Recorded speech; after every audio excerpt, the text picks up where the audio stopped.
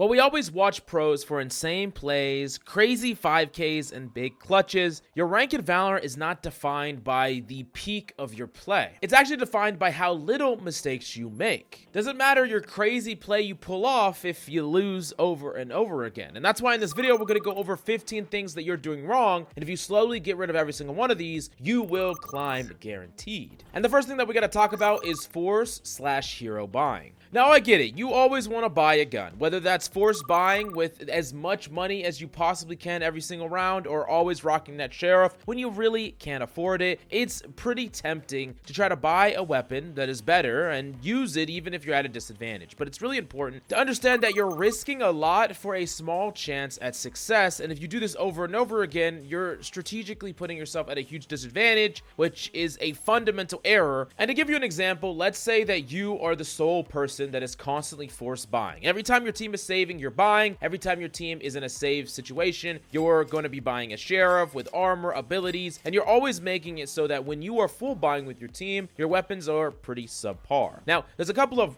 big problems with this, and the big one is that you are not investing a full amount of resources and power level into the rounds that you want to convert. So think about every single round as an investment, and that investment comes in the form of a dam that you're filling with water.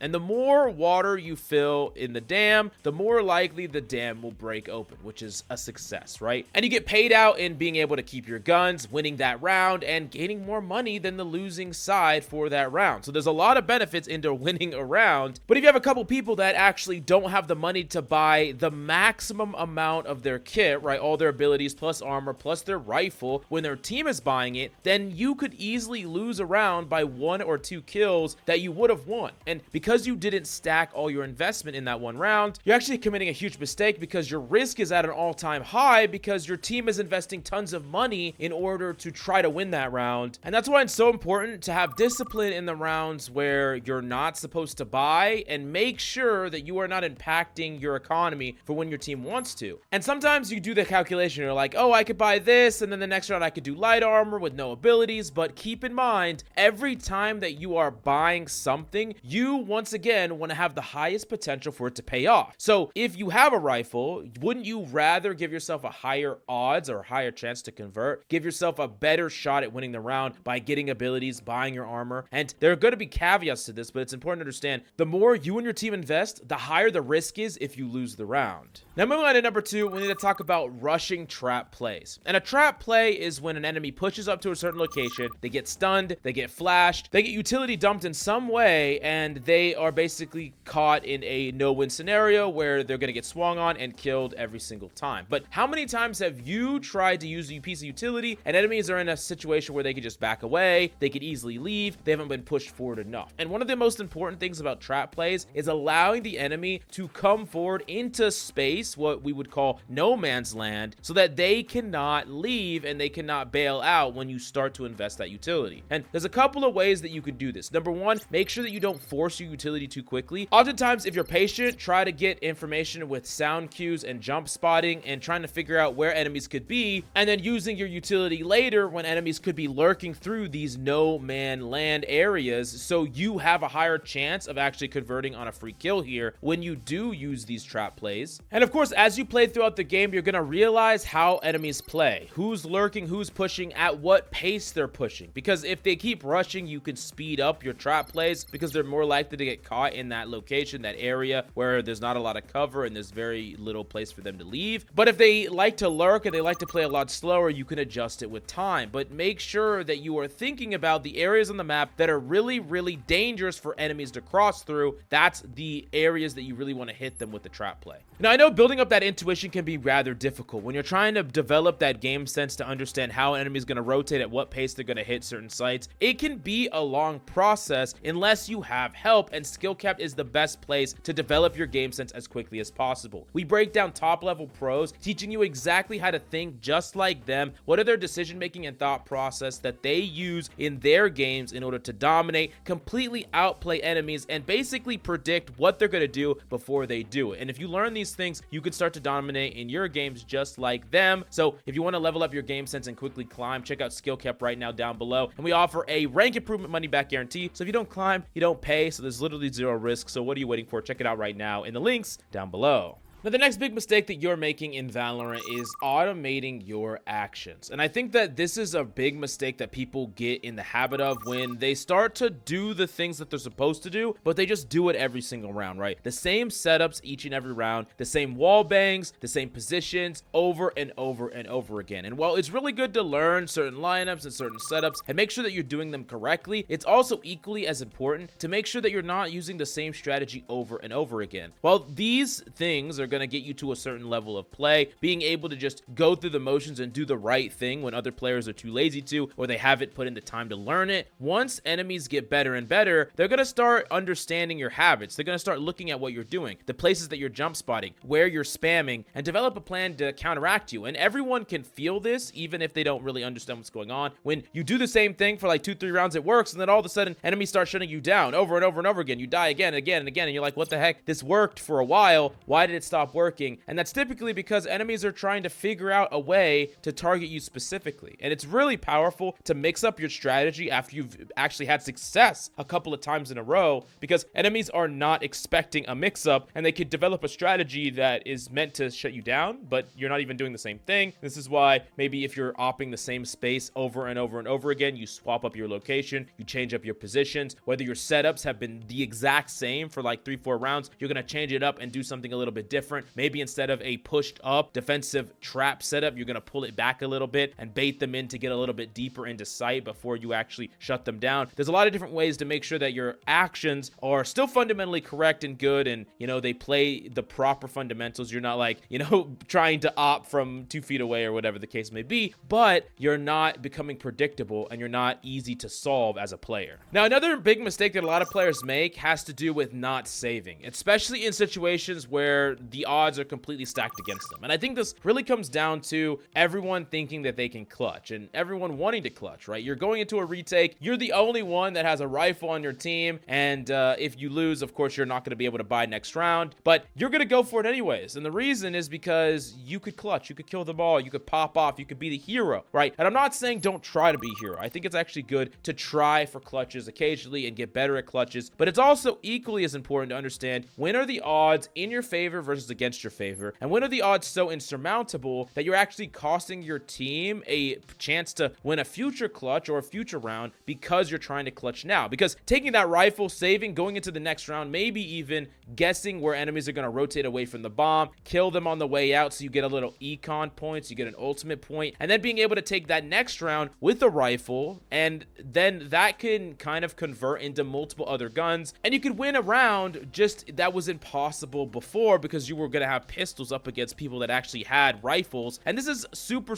important, and I think it's really important for you to be realistic with yourself. Go for the clutches when they make sense. Go for the clutches that there is something about it that gives you a chance of winning. Maybe they're weak, maybe they have bad guns, maybe they have low resources, maybe you have extra bits of info, maybe you have an ultimate. Whatever it is, give yourself something to go for a clutch. Don't run into these clutches with no chance in hell and hope and pray, and that's all you got, because you're costing yourself rounds and consistency. Now, another thing that a lot of Valorant players are doing wrong that's really hurting their progress is actually playing every character and being that flexible person. And we all want that person on our team, right? The person that will lock the initiator when we need it, lock the controller when we need it, lock the Viper when we need it. But I'm going to tell you right now that if you want to get good at Valorant, don't be overly flexible. It's okay if you want to main controller. It's okay if you want to main sentinel or main duelist or whatever you want to main. But if you allow yourself to be the person that only fills to what your team needs, you will never improve dramatically at the characters you really want to get good at. The true way to get good at something is by repetition. Repeating the same set conditions as many times as you can. With all the other variables constantly changing, you need some form of stability in your agent pick. As a great example of this, let's say that you play 10 characters, right? And you're playing, I don't know, 5 hours a day or whatever the case may be. This could have it to where you're only playing one character, like maybe the character you really like to play, the character you want to get good at, like Jet or Raze or whatever. You're playing that character one map or two maps out of all the maps a day, and you're going up against really different compositions with really different skill level in the players. You're not getting that repetition. And the reality is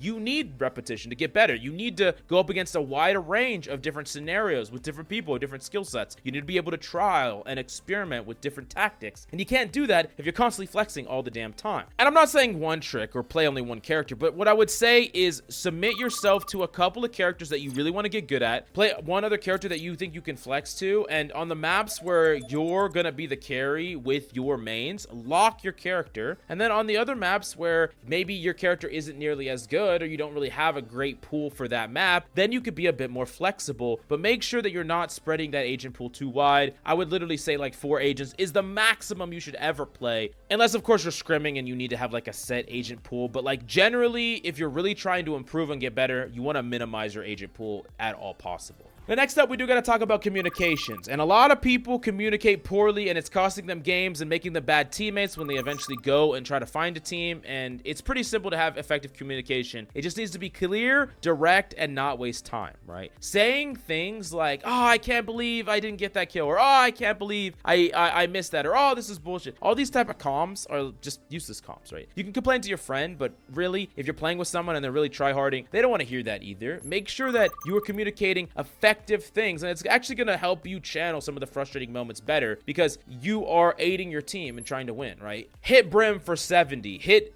Sova for 140, or whatever the case may be. Call who they are, call their location, quickly communicate important information about utility, about weapon type, about health, whatever of these is most important to you in the given moment, and try to do it as efficiently as possible without cluttering comms, without making it so that it's hard for people to understand you. And this is how you become a good communicator. This is how you become a good teammate. Now, numbers 7 and 8 directly correlate with each other, and it has to do with how safe or aggressive you're playing. So first mistake is playing too safe. And this happens typically when you're in a disadvantage, but you're in a situation that you need to try to clutch, right? The enemies are coming after you, and they're gonna try to come for the bomb, right? And maybe you're 1v3 or something, right? You can't just go and run away and save. That's not really realistic, and you have a chance to actually win. But what do? You don't play too safe. And I see this a lot where people are like, don't push, don't peek, hide. But when you're actually at a huge disadvantage, you want to play more aggressive because you need to find ways to leverage that numbers disadvantage. So maybe you have the spike down, 3 enemies are coming, you're going to take an aggressive peek, challenge a 1v1, because if you can't even win a 1v1, you're not going to have a chance in hell at winning a 1v3. So you take the 1v1 and you win it, then you can back off and start to play your numbers with the spike, and it's 1v2 with that spike down. But that's more reasonable than the 1v3 that if the enemy got to all regroup together, use the utility together, and perfectly set up together, there's no chance you win. And that's really what it means to play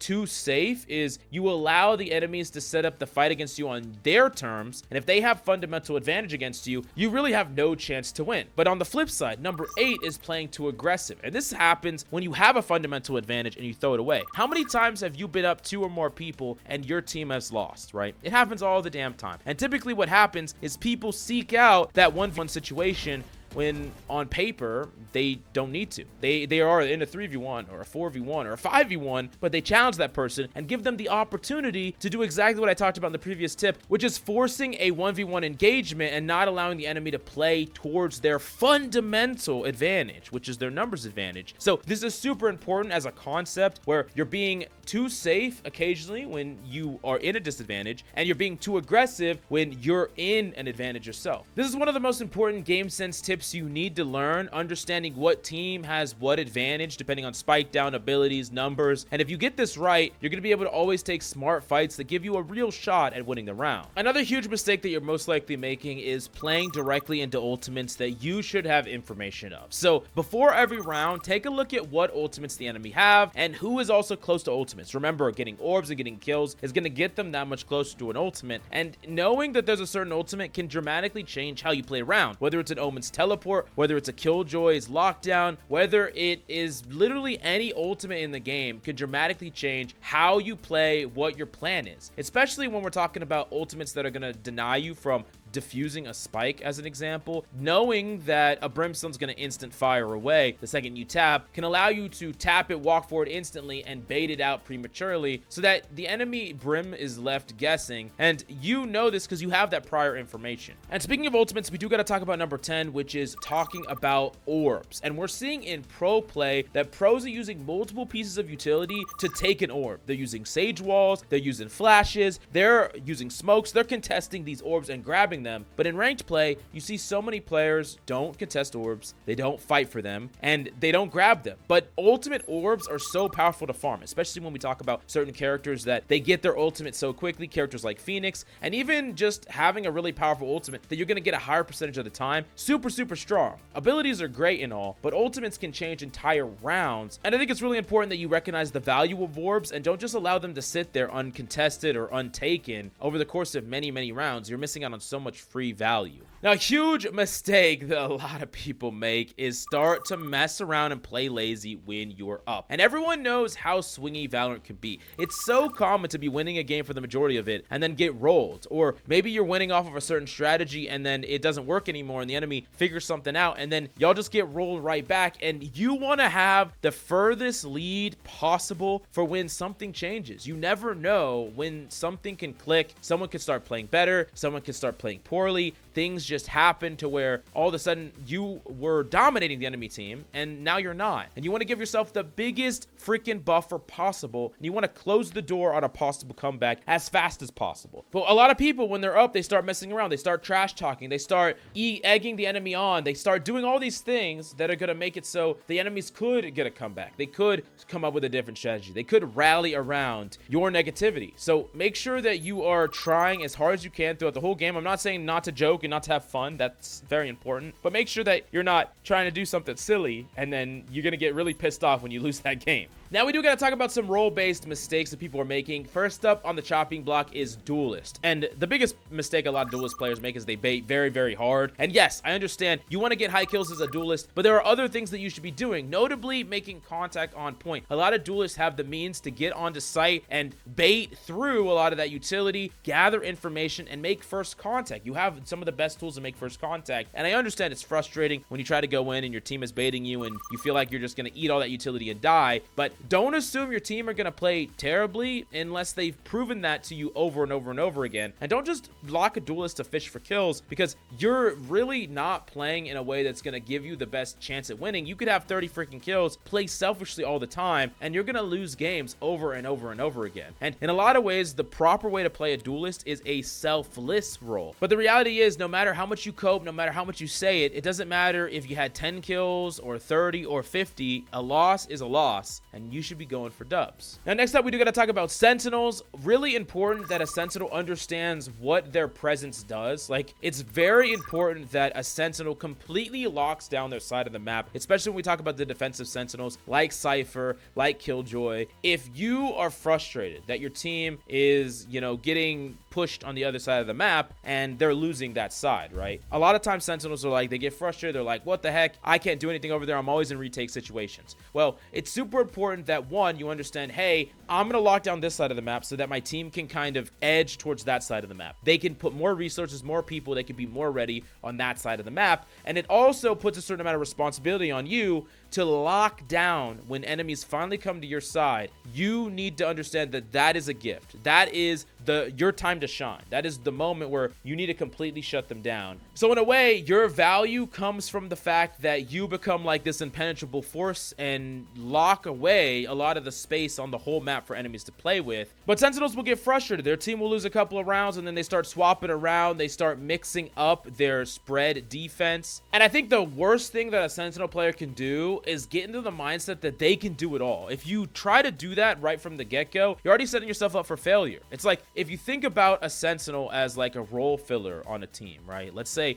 they're a freaking linebacker in the NFL. That guy is not gonna just grab the ball, start throwing it, start sprinting, start running. Like, they're not gonna do these things. They're gonna do their best job at the thing that they're supposed to do, and they're gonna give them a certain amount of trust to their team that with the benefits that they provide by playing really well, their team is gonna have a much higher chance of winning. And over the course of enough games, you will have a high win percentage, even if in the moment you might lose that game. But oftentimes I think Sentinels actually cut it off too short. Their team loses like 1 or 2 pushes, they lose their nerve, they break apart their setup, they sacrifice a lot of the things that they're good at on their character when they shouldn't have gave up that soon. We just talked about how a game can go from winning to losing on a dime. No reason to give up that freaking soon. Next up is the controller, and there's a lot of simple mistakes that controller players make. They miss their smokes, or they have really poor timing. Missing your smokes, either leaving gaps or making it so that your smoke doesn't actually cover the entire outside of the point and allowing enemies to funnel through it. You don't want any space to be on the site through your smokes, because the enemies could like lurk inside the smoke and then pop out from inside the smoke already on site, where your team has to play around multiple angles. Another really important thing for controllers to learn is the power of lurking. A lot of controllers can lurk really well. Some of them are going to do it a little bit better than others, but the main thing to understand is that a controller can provide value for their team without just being a very passive player. You need to make sure that you're not dying before you do the fundamental jobs of your role, smoking off the powerful sightlines, making sure that an opper doesn't just get to mow down your team, but at the same time,